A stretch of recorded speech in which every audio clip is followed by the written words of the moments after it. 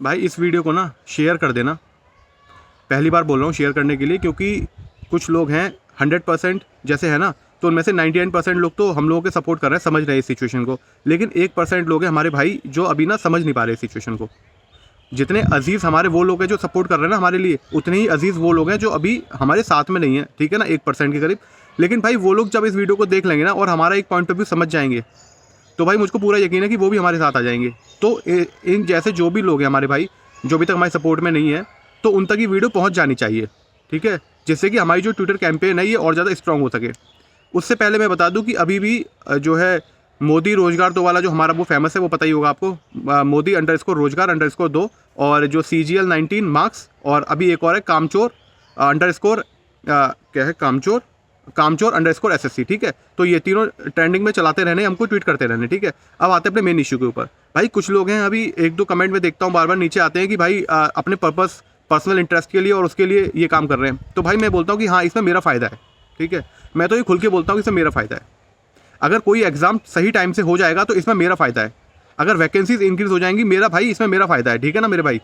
और अगर तुम्हारा जो एग्ज़ाम है अगर वो एक ही शिफ्ट में हो जाए, ठीक है, तो इसमें मेरा फ़ायदा है।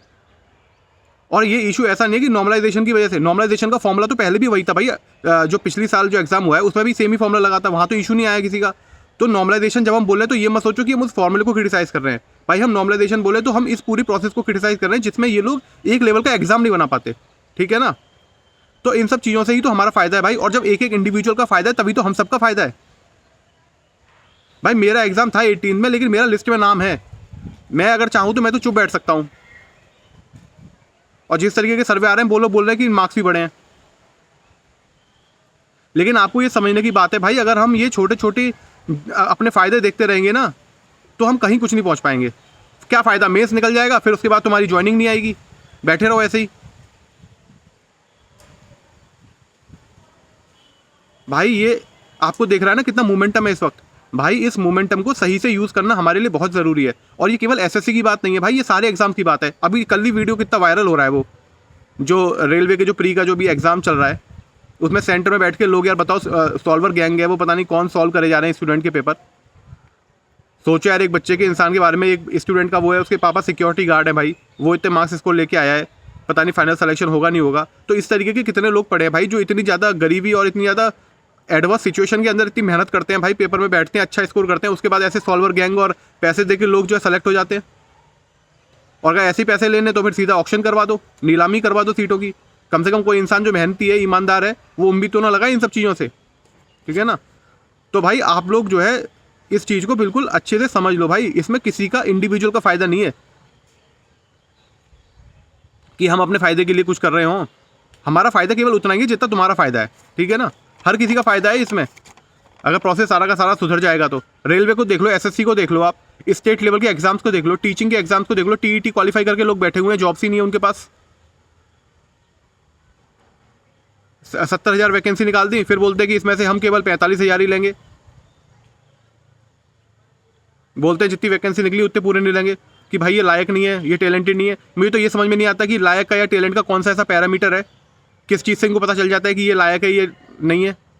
IQ का जो टेस्ट होता है भाई, उसमें भी लैंग्वेज का बहुत बड़ा फर्क होता है।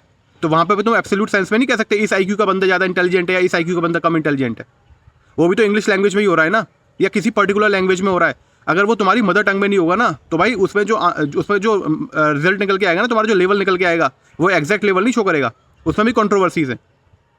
तो एब्सोल्यूट तरीके से आप नहीं बता सकते कि कौन कितना इंटेलिजेंट है और कौन कितना टैलेंटेड है। समझो भाई हर चीज़ को यार। हम ये कह रहे हैं कि हमको बिलीव मत करो पूरे सीधे तरीके से, लेकिन भाई जो लॉजिकल चीज़ें चल रही हैं उनको तो देख लो। अपने अंडरस्टैंडिंग के बेसिस पर, अपनी समझ के अनुसार आप खुद जज करो, ठीक है। आप लोग भी हमारे लिए उतने ही महत्वपूर्ण हो जितने वो लोग हैं जो हमको सपोर्ट कर रहे हैं। अभी जैसे 1857 का जो हमारा रिवोल्ट हुआ था, उसमें भाई सबके अपने अपने at that point of time issues थे। जैसे मंगल पांडे जो थे, उनका इशू था कि जो बुलेट्स होती है उनमें काऊ जो है उसका बीफ है। ऐसे ही तुम्हारा जो रानी लक्ष्मीबाई जी थी, उनका था कि जो आपकी डॉक्ट्राइन ऑफ लैप्स है उसके अंतर्गत उनको जो है ब्रिटिश जो है उनके शासन को छीन रहे थे।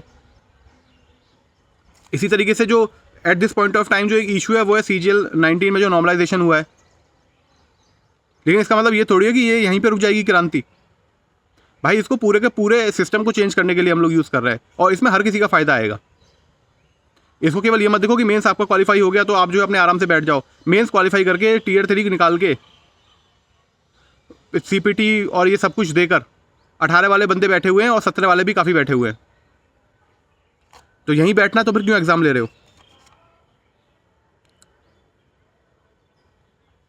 लेकिन ये क्या है कि जो भी भाई हैं भाई उन सबको बहुत बड़ा मतलब एक तो खुश होने की ज़रूरत है, क्योंकि यार हमारा जो ट्विटर कैंपेन है ना वो काफ़ी इफेक्टिव जा रहा है, ठीक है। और जो काफ़ी मीडिया चैनल्स हैं ना, जैसे आपका NDTV के जो रवीश कुमार है उन्होंने फेसबुक पे पोस्ट किया है, और हमारे जो रोहित सरदाना जी, चलो आज तक ने भी चलो उठाया, ठीक है, आज तक ने भी इशू को पिक किया है। और जो इंडियन न्यूज़ अहेड वो तो पूरा पैनल उन्होंने दिखाया ही था टीचर्स का, तो उन्होंने तो अच्छे से इस इशू को कवर किया था। बाकी हिंदुस्तान लाइव TV करके भी यूट्यूब चैनल है, उन्होंने भी इसको कवर किया है इशू को। तो ऐसा नहीं है कि ये दिखाई नहीं दे रहा, ये दिखाई दे रहा है, ठीक है ना। और हमारी जो मेहनत है ना वो कहीं कहीं रंग भी ला रही है।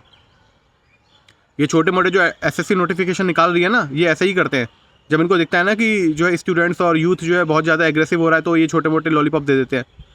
ठीक है, निकालो अपने लॉलीपॉप, हमें कोई फ़र्क नहीं पड़ता। हम तो अपनी सीधी जो हमारे मुद्दे हैं हम तो उन पर वो करेंगे, रुकेंगे जब तक हमारे इश्यूज़ नहीं सॉल्व हो जाते। तो भाई अपनी जो ट्विटर कैंपेन है उसको बिल्कुल भी हल्का मत रहने दो, अभी भी ट्वीट करते रहो। और जो _, ये जो नया हैशटैग है हैशटैग #कामचोर_SSC, इसको भी ऐड कर लो। और वो जो हमारा हैशटैग है CGL 19 मार्क्स, और जो मेन हैशटैग है हमारा, और जो कि हमारा है हैशटैग मोदी_रोजगार_2। तो ये 3 तो हमारे मेन, जो मोदी रोजगार वाला हैशटैग है ये तो हमारा मेन हैशटैग है ही। 19 के मार्क्स हमको जानने, जिससे कि एक्चुअल सिचुएशन पता चल पाए, ठीक है। तो वो भी हमारे लिए बहुत इंपॉर्टेंट है। और अभी QMaths ने भी ये स्टार्ट किया है कामचोर वाला, तो वो भी आप ऐड कर लो, ठीक है। और जैसे ये वीडियो अपलोड हो जाएगी उसके 5 मिनट के अंदर मैं ये सारे हैशटैग्स जो ऐड कर दूँगा डिस्क्रिप्शन बॉक्स में। और ट्विटर हैंडल जो है एडुविट के नाम से, उसको भी मेंशन कर दूँगा, उसको फॉलो कर लीजिए ना। और मीम्स वगैरह के थ्रू मैंने काफ़ी इंटरेस्टिंग तरीके से ट्विटर पे अपनी पोस्ट की है, तो वो भी आप देख के और उसको भी ट्वीट कर सकते हैं और कोट भी कर सकते हैं। और अपनी तरफ से भी ट्वीट बना के करते रहिए, ठीक है भाई। 1-2 दिन अगर पढ़ाई नहीं करेंगे ना तो कोई फ़र्क नहीं पड़ने वाला उससे, क्योंकि पढ़ाई करके लोग बैठे हुए हैं, कुछ हुआ नहीं है। आप लोगों का सपोर्ट बहुत ज़्यादा ज़रूरी है इसके लिए। आपके इश्यूज़ हैं, आपको ही वो करना पड़ेगा, ठीक है ना। बाकी सब देखिए मेंटर्स वगैरह सब लोग कितनी मेहनत कर रहे हैं, सब लोग लगे हुए हैं इसी इश्यूज़ में, क्योंकि भाई ये राइट टाइम है। सारे के सारे स्टेट लेवल के एग्जाम्स के स्टूडेंट भी हैं, और जो तुम्हारे रेलवे के स्टूडेंट्स हैं, बैंकिंग के स्टूडेंट हैं, SSC के स्टूडेंट तो हैं ही।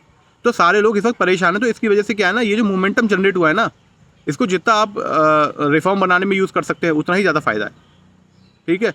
तो इसी तरीके की अपडेट के लिए चैनल को सब्सक्राइब कर सकते हैं आप चाहें तो। और keep watching, keep supporting, thank you.